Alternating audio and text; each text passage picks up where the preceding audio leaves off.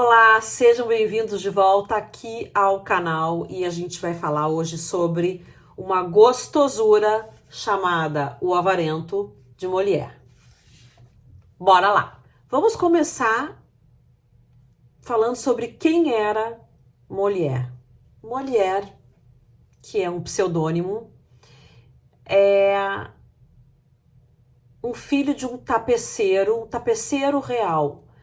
Esse pai conseguiu ascender a essa posição, então ele tinha certos, talvez privilégios, não sei se posso falar desse jeito, mas ele tinha um nível econômico melhor e pôde mandar esse filho para uma escola melhor dos nobres, enfim.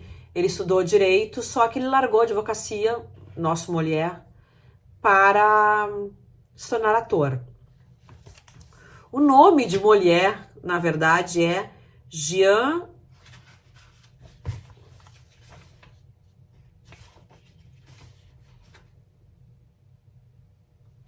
Baptiste Poquelin.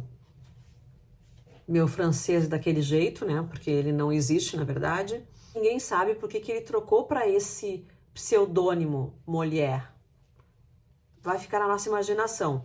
O que se sabe é que na época de Molière, a igreja fazia uma fiscalização filha da mãe sobre as artes e os artistas eram consideradas pessoas infames e pessoas abjetas. Me falta o termo, mas pessoas que atentavam contra a moral e os bons costumes, junto com as feiticeiras, com os blasfemadores. Eles eram considerados de última qualidade. Que horror, né? E eram excomungados. Então vocês podem imaginar que era muito complicado ser ator naquela época. E só prosperava aquela trupe que caía nas boas graças de um fidalgo, de um nobre que os protegia. Molière, quando largou a advocacia, fundou a sua própria trupe e que ela se chamava, deixa eu mostrar para vocês. L'Illustre Théâtre. L'Illustre Théâtre. Tá dito. Ele fundou essa companhia, só que se afundaram em dívidas e ele inclusive foi preso por dívida. Enfim, foram para o interior, lá no interior começaram a fazer sucesso e eles tinham uma peculiaridade. Os atores eram muito bem preparados para encarar qualquer personagem, eles tinham um improviso, eles sabiam como fazer. E por sinal, Molière, que também era ator, ele era um gênio. Então ele escrevia como dramaturgo também as peças e ele escolhia para as peças algum ator específico que ele já tinha em mente. Então ele já escrevia o personagem para aquele ator. Ele participou como ator do nosso Avarento, sendo o Avarento. E ele emprestou ao Avarento uma tosse que ele próprio tinha. E assim ele fez também com outros atores. Ele tinha um ator que faz o Flecha nessa peça, e esse Flecha manca. E o ator era um ator que tinha um problema na perna e mancava. O Molière, com a sua trupe, acabou caindo nas graças de alguns nobres e acabou vindo para a capital se apresentar e caiu nas graças de nada mais, nada menos que o próprio rei Luís XIV, que chegou a se misturar numa das peças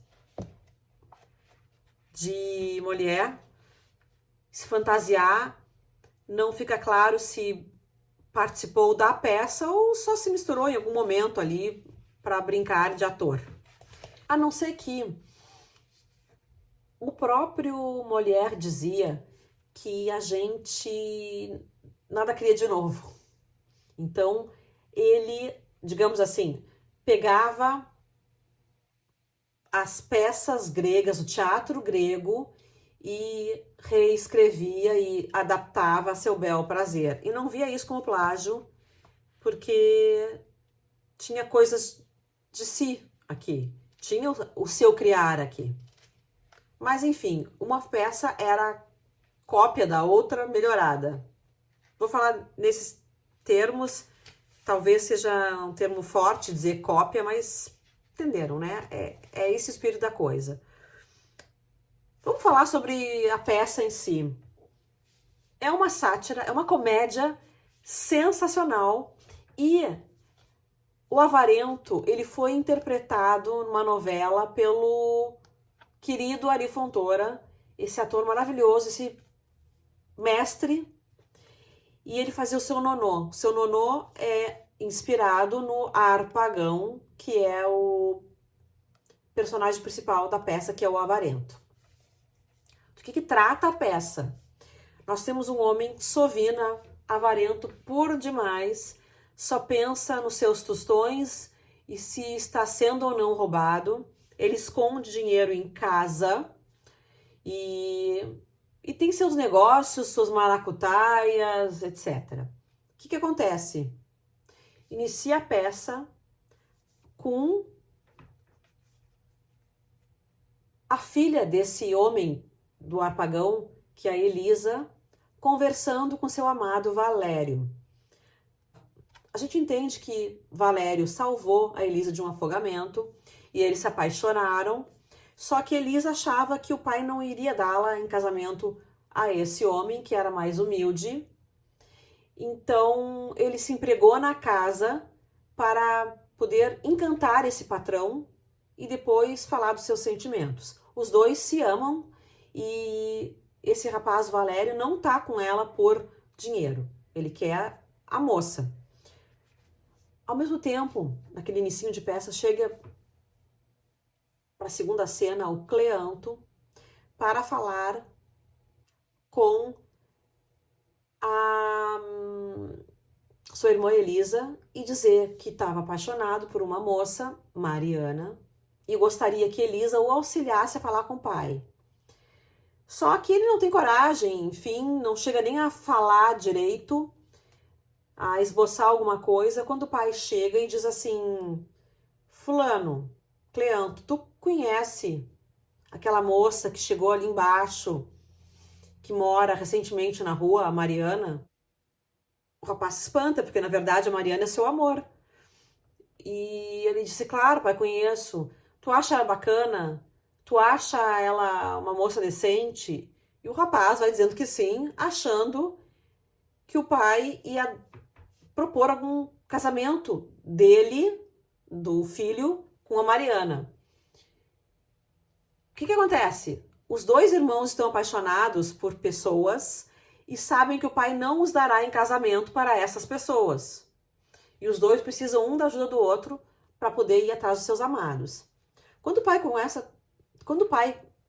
o Harpagão, começa com essa história de tu conhece a Mariana, o que tu acha dela, coisa e tal, o rapaz se enche de esperança achando que o pai estava pensando no casamento para ele. Mas não é que esse homem estava pensando em ele próprio casar com Mariana. Ele é um homem de 60 anos e Mariana é uma jovenzinha.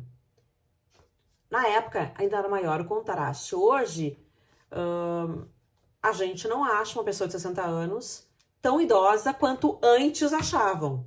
Digamos que 60 de hoje fossem os 80 do passado, digamos assim. E antes a percepção era que eles eram mais velhos. Então há um contraste muito grande entre um personagem e o outro. Entra no livro uma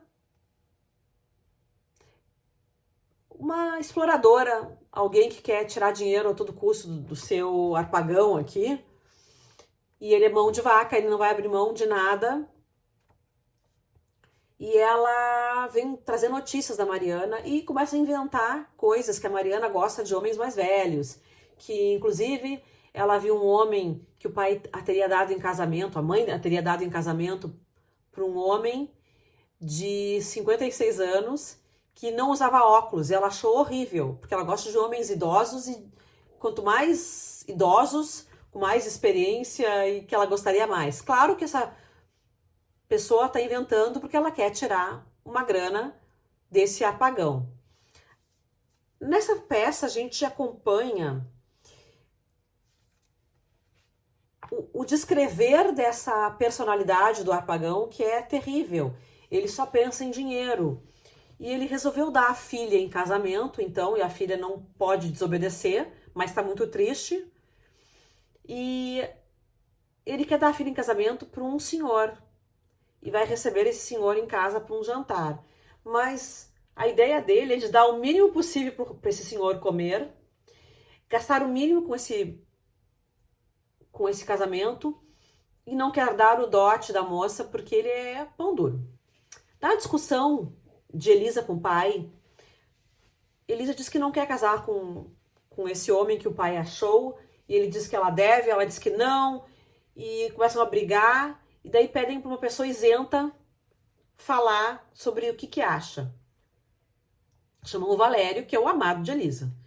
Apagão, então, pergunta para Valério o que ele acha sobre esse casamento, porque imagina, vai ter um monte de vantagens, é um homem maduro, um homem que não vai deixá-la por outra moça, e que ele não precisaria dar um dote. O Valério, ouvindo isso, não sabe o que dizer. Sabe que o patrão é Sovina e que para ele importa muito isso de não pagar o dote. Então ele quer agradar o patrão e diz, é verdade, é um bom argumento, o senhor não precisar pagar o dote de Elisa. E começa essa atrapalhada, a gente não entende porque que Valério não tá conseguindo dizer para ele alguma coisa do tipo, não case ela com outro. Afinal de contas, Elisa e Valério se amam. Quando o apagão sai, Valério diz, eu não sabia o que dizer, eu queria me livrar disso, mas eu não sabia o que dizer. A cena é cômica. Eu contando não tem graça, mas achei bem interessante, bem cômica a cena. Bom, a história se desenvolve com mil peripécias dessa Frosina, que é a personagem que quer tirar vantagem e explorar o casamento de Mariana, que é a amada do outro filho de Harpagão, com o próprio Harpagão, e resolve trazer Mariana para uma visita à casa. E Mariana, quando chega a visitar a casa, dá de cara com aquele filho de Harpagão,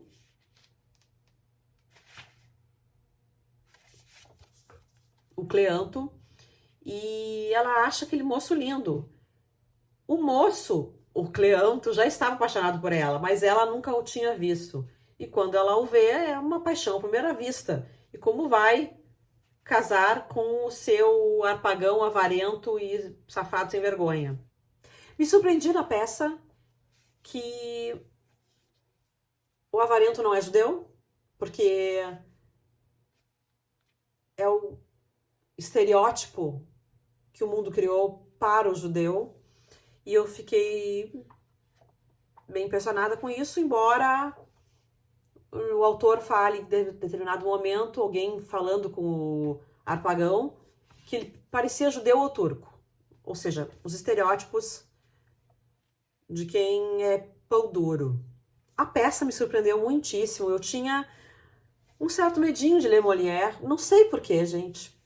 Eu nunca tinha ouvido falar nada a respeito de ser difícil ou nada a respeito.